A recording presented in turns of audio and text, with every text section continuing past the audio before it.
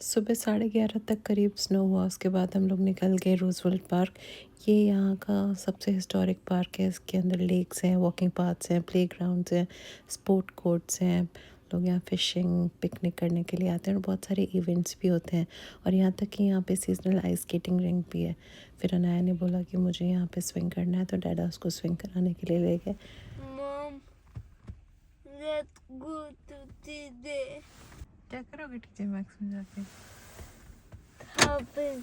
सुबह से इतना स्नो देख लिया था ना, फिर मैंने कहा अब मेरा हो गया, अब घर चलते हैं। ठंड भी लग रही थी, पर कुणाल ने बोला कि नहीं, अभी हमें यहाँ लेक है तो देखना चाहिए।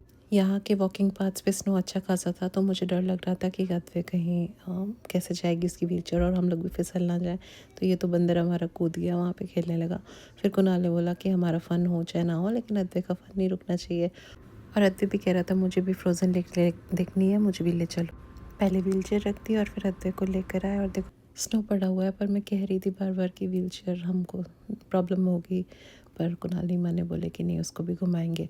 और ये देखो पूरी लेक फ्रोज़न थी और सारी बर्ड्स उस पर आके बैठी हुई थी।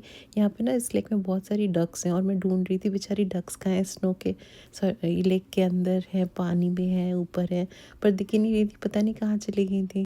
हमारा मेन मोटो था यहाँ पिक्चर्स लेना। What place is this? Roosevelt Lake?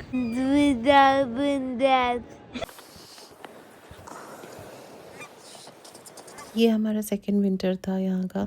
तो फर्स्ट विंटर में हम इतना नहीं घूमे थे डर के मारे। और हर मंथ कभी कोई बीमार पड़ रहा था, कभी बच्चे कभी हम। मुझे भी काफ़ी सर्दी ज़ुकाम रहता था, तो मैं डर के मारे ना निकलती थी, ना बच्चों को निकालती थी। यहाँ नाया का तो बहुत फन हो गया, जहाँ जाती थी ऐसे गिर पड़ती थी। और भी काफ़ी सारे फैमिलीज़ यहाँ पे पार्क में थी और खेल रही थी। स्नो में बच्चे भी खेल रहे थे, तो हमने भी थोड़ा फन किया, रील्स बनाई और पिक्चर्स ली अच्छी अच्छी। और फिर हम लोग वापस आ गए। ये हमारे सोसाइटी का है, पूरा बर्फ़ से ढका हुआ है। बच्चों ने स्नोमैन बनाया था। अनाया बोली मेरी स्नोमैन के साथ एक पिक्चर ले लो। इसके बाद आज का दिन ख़त्म हुआ। फिर नेक्स्ट डे, ये नेक्स्ट इवनिंग का है। अनाया बोली फिर से मुझे खेलना है। कोई बच्चा नहीं था बाहर, पर अनाया को देख के एक बच्ची आ गई खेलने के लिए। और अनाया कह रही थी मुझे स्नोमैन बनाना है, और बनाने की कोशिश कर रहे थे पर हमसे बनाई नहीं। अब मुझे कमेंट करके बताओ ये स्नो कितने दिन में पिघलेगी।